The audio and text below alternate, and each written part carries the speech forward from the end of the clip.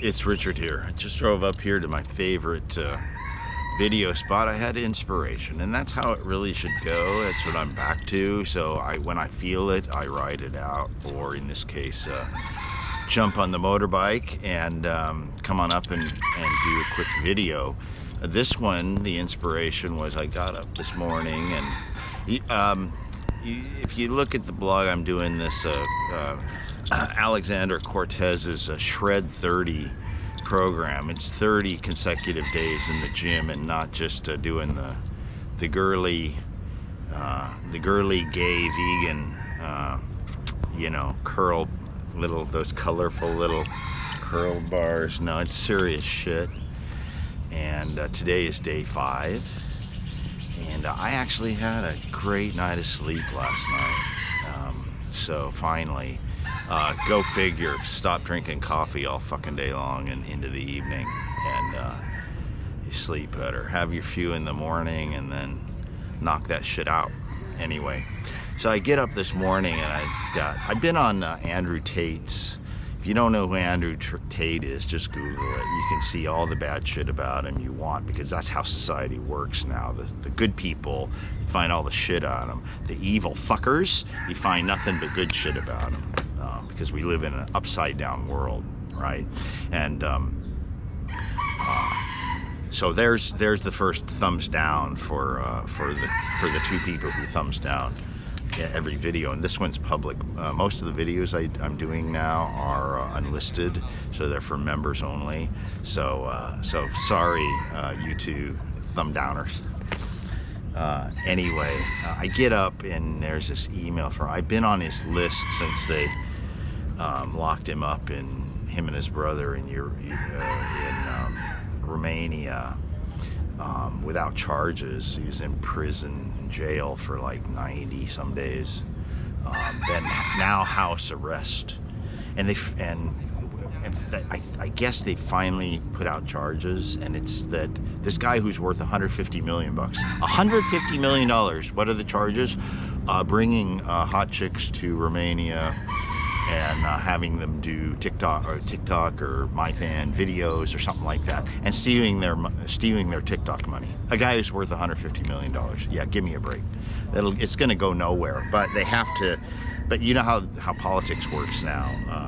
The pressure to get Tate was extreme, because he's so influential, and he's influential to the right people, young men.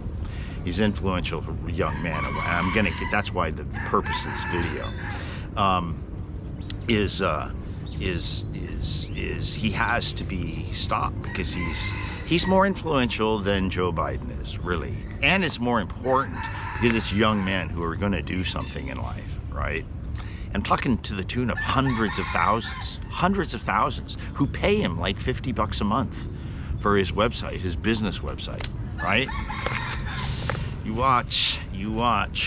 They'll take down Tate one way or another, but the message will live on in those nearly 1 million young men who are making money because of Tate and because of Tate's message. Anyway, the message is today. I've looked at it and I just shook my head. It was like, why aren't you using AI, ChatGPT? Do you not understand? And I read through this, I'm like, that's like me talking, harping over and over and over again. Still crickets.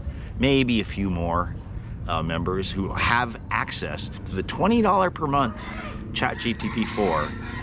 And I look at the logs. Nope.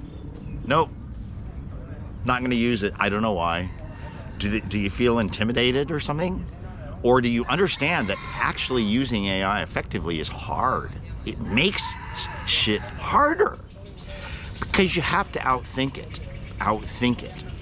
It's a logic machine. So when it spouts its bullshit, its green woke programmed bullshit, you've got to use logic against it, and it's not like dealing with a person. People are morons. If you have an argument about something, and essentially you're able to go to that other person and say exactly why they are wrong. 1, 2, 3, 4. 1 plus 1 equals 2. 2 plus 2 equals 4.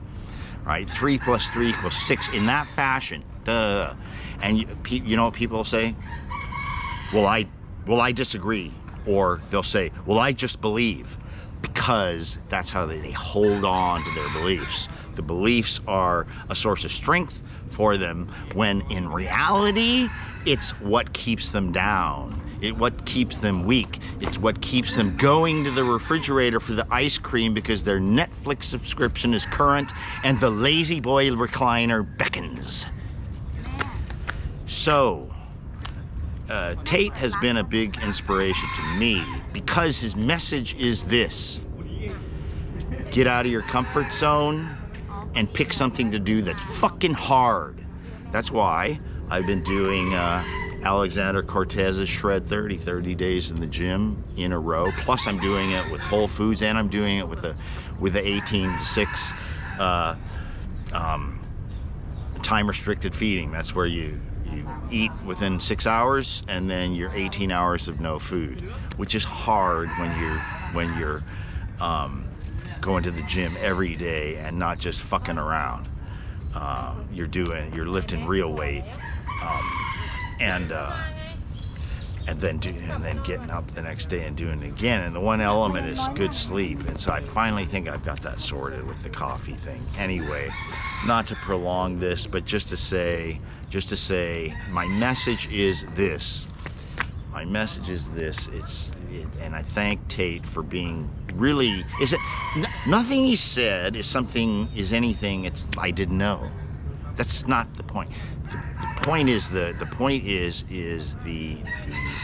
timing and the circumstance and the context and of all these messages. The world has been shaken. I'm not sure that it will. It's weird. The world is quite different post-COVID to me, right? And maybe it's a good thing, a natural thing. If you feel shame because you ever went along with the hype scare over the invisible novel thing, went along with the mask, went along with lockdowns, went along with social distancing, went along with having your business closed, went along with having your church shuttered, went along with the vaccine, the experimental jab shit, right? If you went along with any of that, you should feel fucking stupid and you should feel shame for the rest of your life. If the shame ever goes away, that's a problem. You need to harbor that shame and embrace that shame for the rest of your life. And you need to teach other people how you are still ashamed to that to this day. Is it in the same respect that, say, you were a regular German soldier in World War II, and you did I was just doing my job. I was just following orders. I was just doing my duty, loading those women and children and families into boxcars, knowing what was going to happen to them, but you did it anyway, right? And of course, justice could not be served on everyone. Things don't work that way. They did get the top guys, but left with all those people who should feel lifelong shame for having gone along with that. And if you went along with the COVID shit, you are in the same category. Lifelong shame. And if you're still spouting this bullshit, you're fucking evil. You're fucking evil, and I hope something bad happens to you. Let's put it that way. Right? I will let me know. Have somebody let me know so I know I can put it down on my places to piss letter, grave sites. A lot of graves that are worth pissing on. Right? So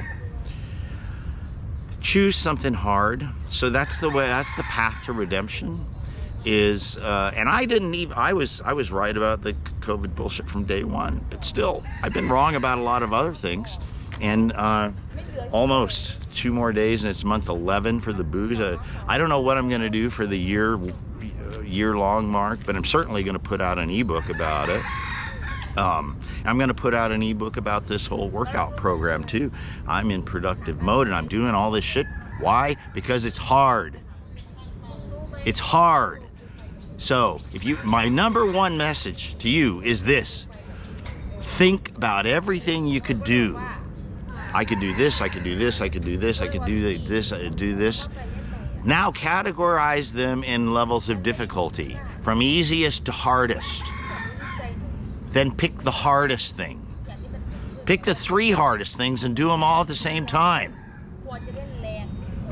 That's all. Do it.